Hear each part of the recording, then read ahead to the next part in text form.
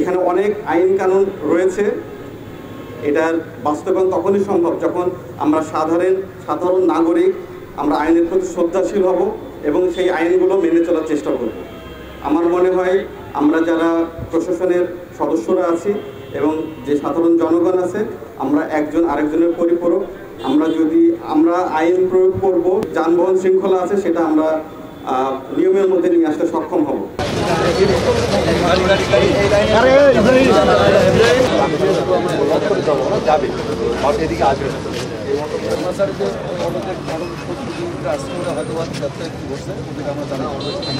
Local গাড়ি বা রংপুর থেকে ছেড়ে যাবে, যেগুলির কাউন্টার এখানে আছে, সেগুলির জন্য আরেকটি লেন থাকবে।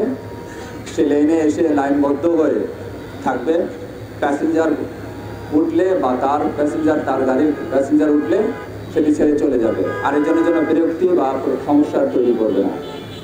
আরেকটি জিনিস মেনে চলবেন, আমরা লক্ষ্য করে থাকি, অপ্রিয় হলেও সত্য, একটি বাস আসার পরে দেখা যায় যে বাসের সামনের অংশটুকু কাউন্টারের কাছাকাছি রাখেন, আর পিছনের একটি বড় অংশ পিছনের দিকে এমনভাবে রাখেন যাতে পিছনের গাড়িটা ক্রস করতে না পারে।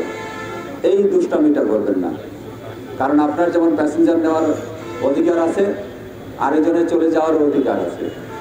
সে যদি প্যাসেঞ্জার না নিয়ে চলে যেতে চায়, তাকে যাওয়ার সুযোগ করে দিতে হবে। সুতরাং সারিবদ্ধ হয়ে থাকা, একটা লেনে থাকা, শৃঙ্খলাবদ্ধ হয়ে থাকা, এটা কিন্তু খুব জরুরি। যারা এটি করবেন সে গাড়িগুলোর বিরুদ্ধে আমরা মামলা দেবো। ট্রাফিক সিস্টেমটা আমরা ভলেন্টিয়ারি সার্ভিস দেবো, ইনশাল্লাহ হয়ে যাবে। আমরা এবং শ্রমিক ইউনিয়ন মিলে আমরা ভলেন্টিয়ারি সার্ভিস দেবো। আমাদের যেটা টাকা তুলি আমরা প্রত্যেকটা রিসিট আছে, এবং রিসিট আছে মানে ওটার বৈধতা আছে। মালিক সমিতি এবং শ্রমিক ইউনিয়ন কোনোভাবেই অবৈধ কোনো টাকা তোলে না।